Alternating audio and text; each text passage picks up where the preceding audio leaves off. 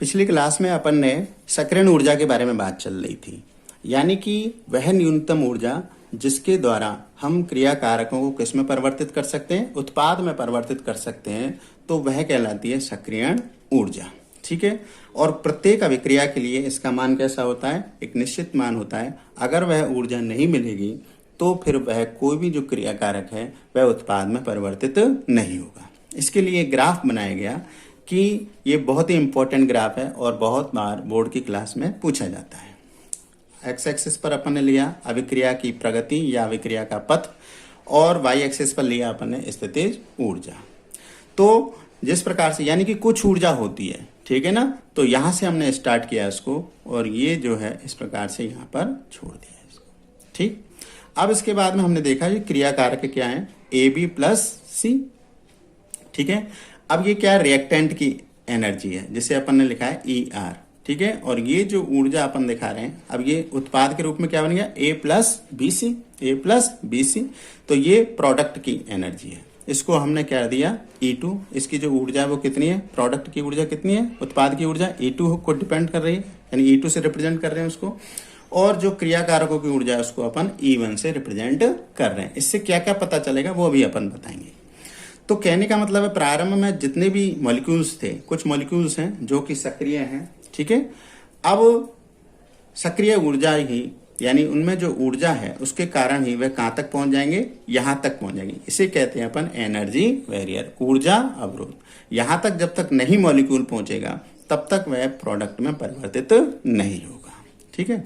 अब यदि मान लीजिए उसी अभिक्रिया को हम उत्प्रेरक की उपस्थिति में कराएं तो क्या होता है कि जो एनर्जी बैरियर है, ऊर्जा अवरोध है, उसके मान में कमी हो जाती है। और कमी हो जाती है तो ज्यादा मॉलिक्यूल क्रिया कारकों से उत्पाद में परिवर्तित हो सकते हैं, क्योंकि अब ज्यादा जो एनर्जी थी अब कम चाहिए उत्प्रेरक की उपस्थिति में। तो उत्प्रेरक की उपस्थिति में एनर्जी बैरियर का मान क्या हो जाएगा, कम हो जाएगा। तो सक्रिय मॉलिक्यूल, सामान्य सी बात है कि सक्रिय मॉलिक्यूल की संख्या ज्यादा हो जाएगी। अब ज्यादा कम ऊर्जा है तो ज्यादा मॉलिक्यूल्स प्रोडक्ट में परिवर्तित हो जाएंगे। तो इस प्रकार से ये उत्प्रेरक की उपस्थिति में इस प्रकार से ग्राफ आ जाएगा। अब देखिए ये जो E1 हो गया, अब ये E2 हो गया यहां से यहां तक। अब ये जो एनर्जी का अंतर है प्रोडक्ट और रिएक्टेंट की, इसको अपन क्या करें, एंथैल्पी में परिवर्तन यानी डेल्टा H से रिप्रेजेंट कर रहे हैं। ठीक है। अब E1 और E2 से क्या मतलब निकला, तो E1 क्या है, क्रिया कारकों की ऊर्जा है, E2 क्या है, उत्पादों की ऊर्जा है।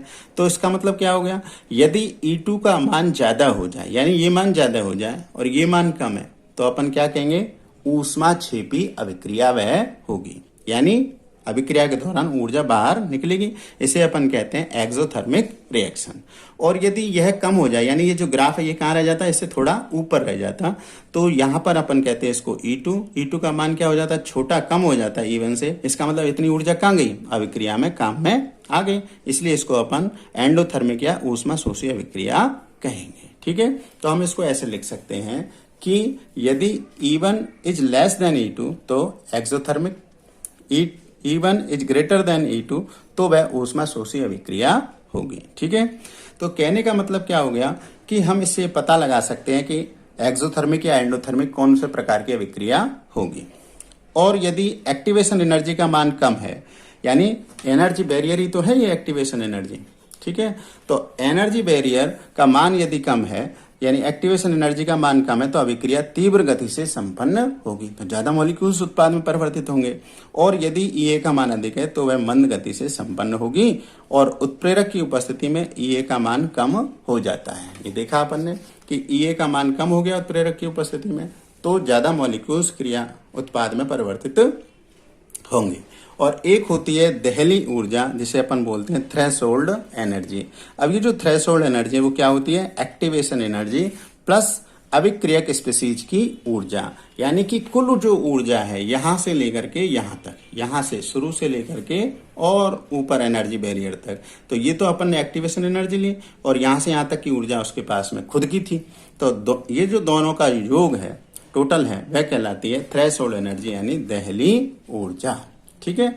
अब इसके बाद में अभिक्रियाओं को संपन्न करने के लिए एक और सिद्धांत दिया गया जिसे अपन कहते हैं अभिक्रिया का संघट्ट सिद्धांत, यानी कोलिजन थ्योरी ऑफ रिएक्शन। संघट्ट का मतलब क्या हो गया कि मॉलिक्यूल्स का आपस में टकराना, यानी संघट्ट करना, मिलना।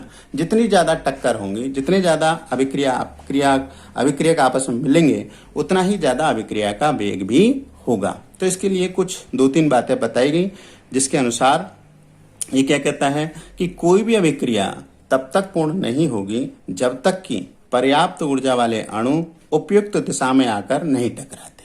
ठीक है ना, यानी उपयुक्त दिशा, सही दिशा में टक्कर होनी चाहिए, तभी वह उत्पाद में परिवर्तित होगा। और यह जो सिद्धांत है 3 बातों पर आधारित है। एक तो अभिकारक अणुओं के मध्य टक्कर होनी चाहिए, अणुओं का सक्रियण, अणु कैसे होने चाहिए, सक्रिय होने चाहिए, और टक्कर के समय अभिविन्यास का मतलब एक सही दिशा में उनकी टक्कर होनी चाहिए, तभी वह उत्पाद में परिवर्तित होंगे। अब जैसे मान लीजिए हमने कहा भाई ए मॉलिक्यूल ये है, बी मॉलिक्यूल ये है, और इस प्रकार से आपस में टकरा रहे हैं, तो कोई भी अभिक्रिया नहीं होगी। लेकिन अगर मान लीजिए वह इस प्रकार से आपस में टकराते हैं, ए बी से मिल गया, तो अपने को तुरंत शीघ्रता से और 2AB प्राप्त हो जाएगा। तो इस प्रकार से कि अभिक्रिया की टक्कर होना ही जरूरी नहीं है, उनका जो अभिविन्यास है वह भी बहुत जरूरी है कि वह सही दिशा में हो, तभी हमें ठीक प्रकार से उत्पाद प्राप्त होगा। ठीक है। अब कोई भी जो रासायनिक अभिक्रिया है और उसको संपन्न करने के लिए मुख्य रूप से इसके अनुसार 2 अवरोध हैं, यानी बाधाएं कितनी है, 2 हैं। एक तो ऊर्जा अवरोधक, यानी अगर ऊर्जा नहीं मिलेगी तो अणु सक्रिय नहीं होगा तो अभिक्रिया नहीं होगी। और अभिविन्यास अवरोधक, यानी कि उनकी जो दिशा है वह भी अगर ठीक नहीं है तो भी रिएक्शन नहीं होगी। ये 2 बाधाएं हैं। अब इसका मतलब क्या हो गया कि अभिक्रिया की दर 2 कारकों के समानुपाती होती है। एक तो संघट्ट आवृत्ति और दूसरी हो गई प्रभावी संघट्टों का अंश। संघट्ट आवृत्ति यानी कि टक्करों की संख्या, आवृत्ति का मतलब संख्या। अगर आवृत्ति ज्यादा है, टक्करों की संख्या ज्यादा है, तो अभिक्रिया का वेग ज्यादा होगा, उत्पाद ज्यादा मिलेगा। प्रभावी संघट्टों का अंश, यानी कि अगर उनकी दिशा ठीक प्रकार से, अभिविन्यास ठीक प्रकार से है, तो भी हमें अभिक्रिया का वेग ज्यादा होगा। तो 2 हो गए इसको कारक प्रभावित करने वाले। संघट्ट आवृत्ति जिसे Z से रिप्रेजेंट कर रहे हैं, प्रभावी संघट्टों का अंश जिसे F से रिप्रेजेंट कर रहे हैं। इसका मतलब क्या हो गया, अभिक्रिया का जो वेग है वो dx/dt से रिप्रेजेंट हमने पहले किया था, =F/Z। ठीक है। अब अभिक्रिया मिश्रण के प्रति इकाई आयतन में प्रति सेकंड होने वाली टक्करों की संख्या संघट्ट आवृत्ति यानी Z कहलाती है। ये संघट्ट आवृत्ति की परिभाषा हो गई, यानी 1 सेकंड में जितनी ज्यादा टक्कर होंगी उतनी ही वह उसकी आवृत्ति यानी फ्रीक्वेंसी कहलाई। इस प्रकार से ये पाठ यहीं पर समाप्त